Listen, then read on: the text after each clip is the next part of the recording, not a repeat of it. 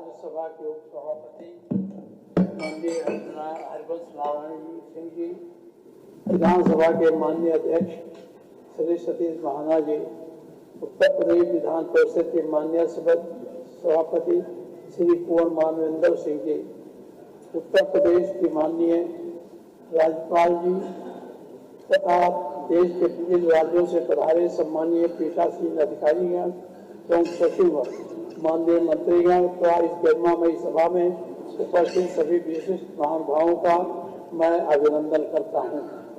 हम सभी के लिए अत्यंत गौरव सौभाग्य का विषय है कि आज देश के सबसे बड़े राज्य उत्तर प्रदेश की ऐतिहासिक, सांस्कृतिक और लोकतांत्रिक चेतना से उत्तर पूर्व राजधानी लखनऊ में भारत के विधायी निकायों के पीठासीन अधिकारियों एवं सचिवों के इस राष्ट्रीय सम्मेलन का आयोजन किया जा रहा है।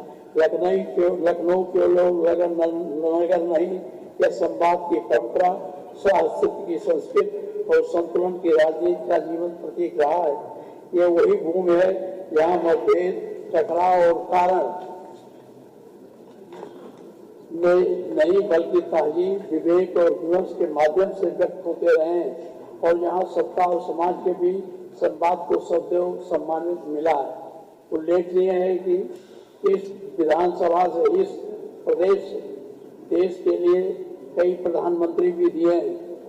86 अखिल भारतीय पीठासीन अधिकारियों के सम्मेलन के इस गरिमामय अवसर पर आप सभी का स्वागत करते हुए मैं स्वयं को गौरवान्वित अनुभव कर रहा हूँ। यह सम्मेलन केवल नियमों, प्रक्रियाओं और संसदीय तकनीकों की चर्चा का मंच नहीं है, बल्कि भारतीय लोकतंत्र के आत्मंथन, आत्मनिरीक्षण, आत्म सुधार का एक राष्ट्रीय मंच भी है। ये वो अवसर है जहाँ हम ठहर कर यहाँ सोचते हैं कि हमारी विधायिकाएं केवल कानून बनाने वाली संस्थाएं न रहकर लोकतांत्रिक संस्कृति की संवाहक कैसे बने और सत्ता के मंच से लोक सेवा के मंदिर तक की यात्रा कैसे अधिक पवित्र बने। नेता प्रत्यक्ष रूप में आज मैं अत्यंत स्पष्टता के साथ यह कहना चाहता हूँ कि लोकतंत्र केवल बहुमत की विजय का उत्सव नहीं है, लोकतंत्र संतुलन की सतत साधना है। लोकतंत्र आज केवल सरकार का गठन नहीं, बल्कि शासन और समाज के बीच निरंतर संवाद, संस्थाओं के बीच संतुलन और विचारों के बीच सह-अस्तित्व की प्रक्रिया है।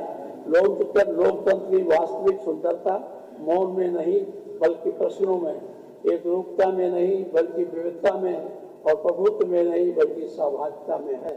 सत्ता पक्ष को शासन चलाने का जनादेश प्राप्त होता है, उसे नीति निर्धारण, संसाधनों के उपयोग, विकास की दिशा तय करने और प्रशासनिक निर्णय लेने का अधिकार सौंपा जाता है। एक अत्यंत गंभीर उत्तरदायित्व है। सरकार का कर्तव्य है वो जनादेश का सम्मान करे, संवैधानिक मर्यादाओं का पालन करे, संस्थाओं की स्वच्छता की रक्षा करे, यह सुनिश्चित करे कि शासन का लाभ समाज के अंतिम पक्ष में खड़े व्यक्ति तक पहुंचे। एक सतत सत्ता पक्ष राष्ट्र को स्थिरता, निरंतरता और निर्णय की क्षमता प्रदान करता है। परंतु लोकतंत्र के सत्ता के संचालन के लिए नहीं चलता।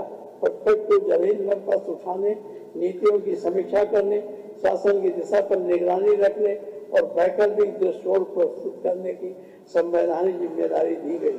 प्रत्यक्ष विरोध की संस्था नहीं है, यह विवेक की संस्था है। वो लोकतंत्र की स्मृति है जो सत्ता को याद दिलाती है कि संविधान सरकार से बड़ा है और नागरिक सत्ता से ऊपर।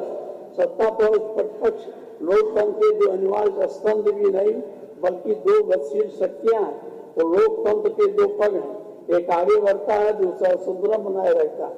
यदि आगे बढ़ने की गति हो और संतुलन न हो तो लोकतंत्र की यात्रा दुर्घटना में बदल जाती है। और संतुलन को आगे बढ़ने की साहस न हो तो लोकतंत्र जड़ता का शिकार हो जाता है।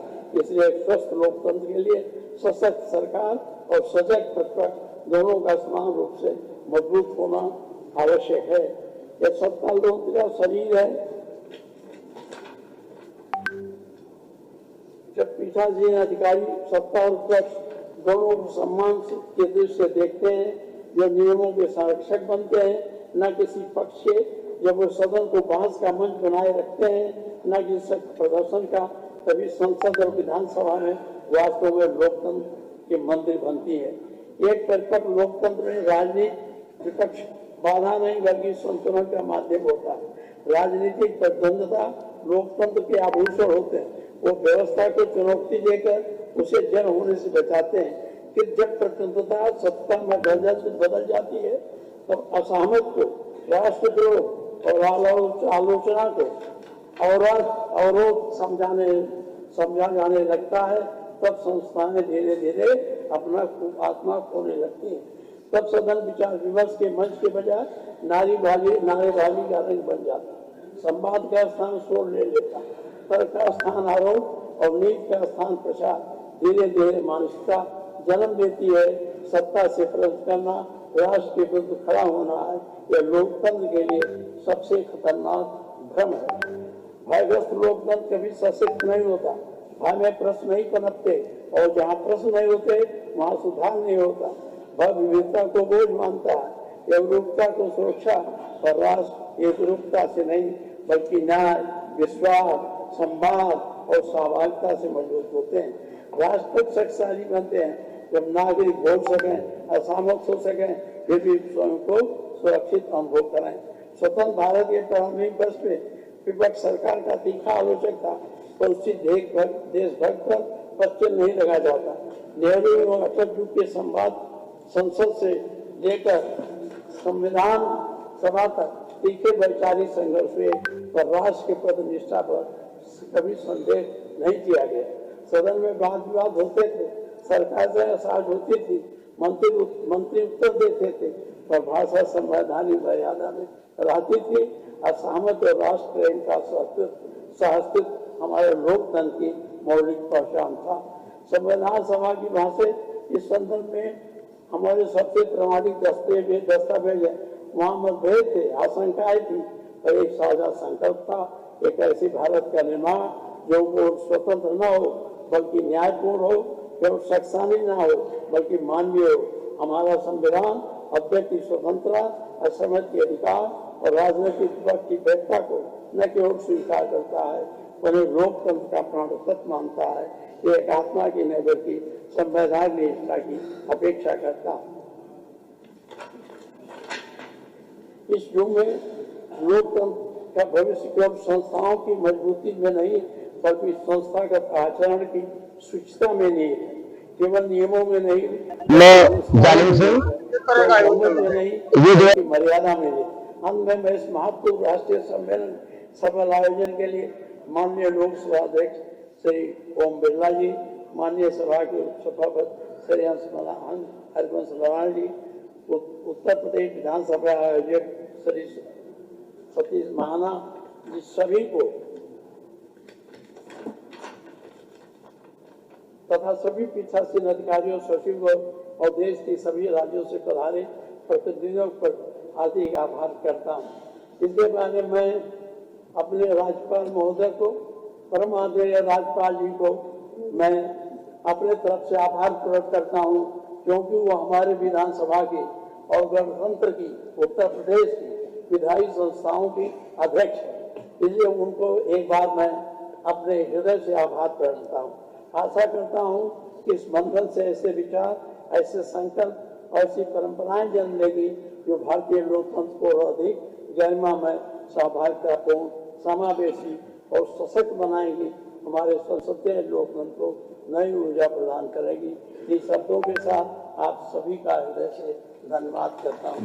एक बात मैं अलग से कहना चाहता हूँ, माननीय पीठासीन अधिकारी भी हैं, हमारे लोकसभा अध्यक्ष जी हैं, गवर्नर साहब।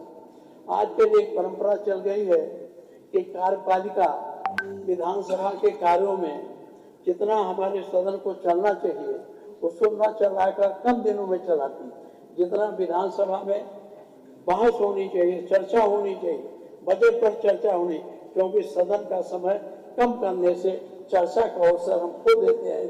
कि मैं आप सब पीठासीन अधिकारियों से और माननीय ओम बिरला जी से, गवर्नर साहब से, उपाध्यक्ष सबसे निवेदन करता हूँ यह सुनिश्चित करें इस मंथन से कि विधानसभाओं की संचालन प्रक्रिया सतत रूप से लंबे समय तक चले जितना नियम है। बहुत बहुत धन्यवाद। आपने, महाना जी ने मुझे जिसमें आमंत्रण किया, मैं इसके लिए इनका आभार प्रकट करता हूँ। धन्यवाद महोदय। भारतीय उप